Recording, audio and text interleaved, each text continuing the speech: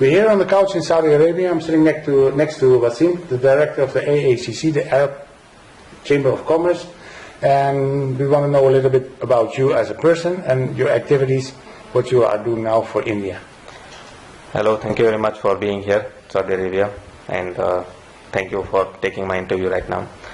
We basically are an organization which support the Indian or the Asian companies, and we make their base here in Saudi Arabia. We help them in terms of the market entry. We help them give complete support in making their production unit or industry, whatever they want to make it here. We give a complete 360 solution for the companies to come here, make their infrastructure, do marketing, and basically we provide a full support for those for the companies here. Indian companies are actually, there are a lot of companies in India who wants to come out in Middle East or in the European countries. We have a big potential market around. So we try and give base to these kind of companies who want to explore their reach, who wants to expand their reach in terms of geographies or in terms of productions, or basically if they want to come to Saudi Arabia, we are there to support them fully. Okay. So what is let's say specific? I'm an Indian. I'm from an Indian culture, and I go so far away, all the way to Saudi. What is the things that make them tick there? What is the thing that is so nice about being Indian in Saudi? See, one thing we need to understand that Indians everywhere are good. We have a lot of talent. We have a lot of we are a hardworking people basically compared to other nationalities. So we think that wherever we go, we do it better. Okay, and there are many. We have in Saudi Arabia, there is a lot of potential, and the Saudi Arabian government is actually inviting a lot of Asian companies to come in here to put up plants, manufacturing plants, and any time they want to raise their economy. So they are inviting a lot of companies from the Asian sector, and we Indians are. I think that we have a lot of potential to do something here, and in terms of growth, we can do something much more better than the other countries. Okay. So what I hear that, because I'm a European, the ideal combination is that Saudi is then quite close. There is money there, and there is an enormous potential of hard, willing, innovating young people in India, and that makes let's say the ideal combinations to get things going. That is the positive part. What can we see as a hurdle that those two things connect to each other? Let's say on the one time, said young people, innovative people that want to do something, and on the other side, let's say a more conservative, money-producing unity. What are the connects and disconnects? The connect is like we have the best infrastructure provided here in Saudi as of now. Any innovative company who wants to come in here if they want to do some kind of production or if they want to do any research and development, the government is supporting big time. We have a lot of support from not only from the government, from the other organization also. And in terms of basically what happens is there is a lot of requirement if a company wants to do something in the innovation side. If they want to research the development, there is a lot of support which a company requires. There are many things which we need to get into that, but the support can be provided here. The government is supporting us. Okay. So in terms of support, and we have the young talent coming in from India. Not only in India, we actually are inviting a lot of companies from the Asian sector also, but we are more focused to get something from India. We do see that there is a lot of young talent in India who can do something big. If you look at the innovation part in the last couple of years, India has been doing a lot of innovations. So we want to take that out. We want to make something big. And since we have the support, why don't we use the Indian talent, and they have the infrastructure? We are just trying to bridge the gap. Okay, that I understood, but now I got a very new thing in my mind, is that when I'm sitting in the car in Bangalore, I see everywhere big placards, made in India, starts up this, start up that. So India, in let's say what I see on the billboards, has that structure that they will help people to start up, get businesses going. So Made in India is, let's say, what the Saudis are doing in Saudi. Yes, actually, yeah. So why would you go to Saudi then?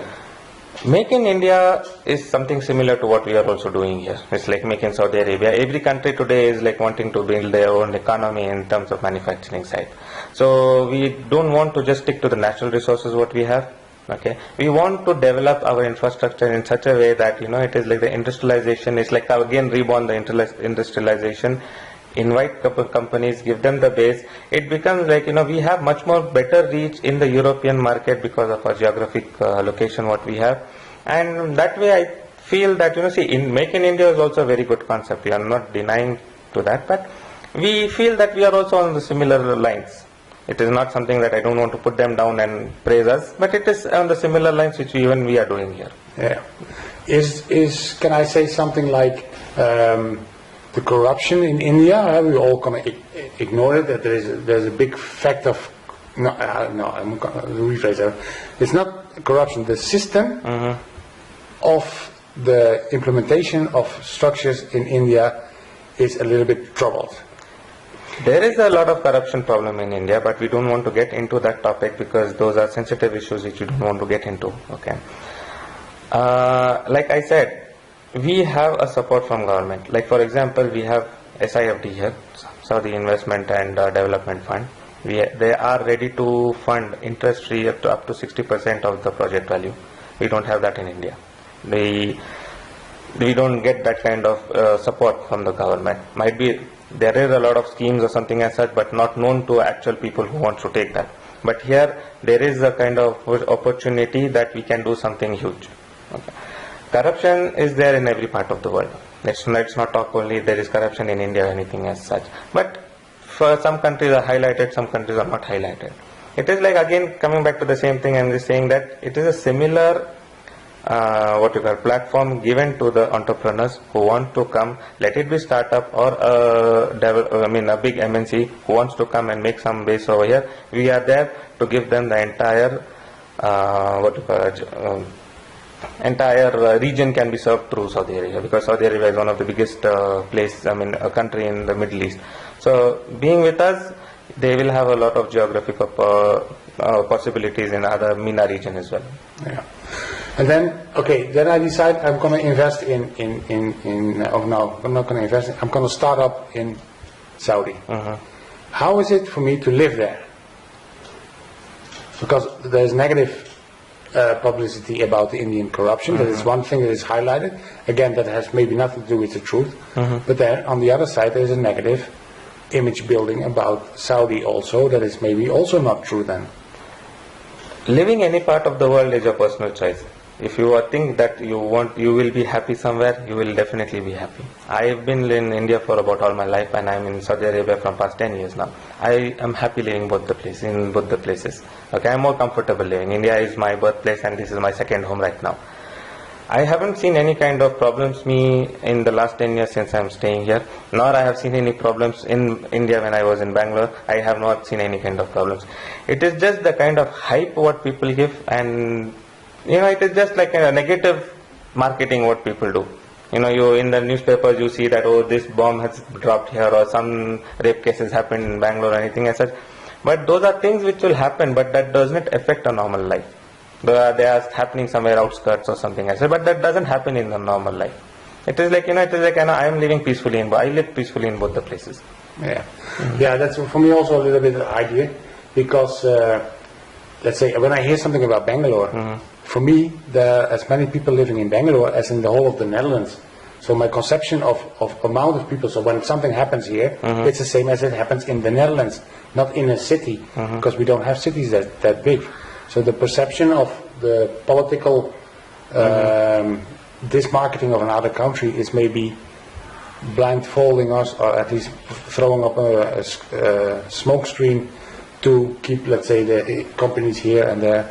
So what do you think about that? Is that happening? It is just the media hype, I would say. It is just the media gives a hype. They want to sell the news. They just make it big, and then later on the image of the city or the country is spoiled, but their news is sold, and then after that they become silent and they go for another news. It has nothing to do with the actual scenarios here. Actual scenarios, we are very happy, we are very peaceful anywhere we go, but there are some problematic areas, but it's not in the regions which we are right now. Okay.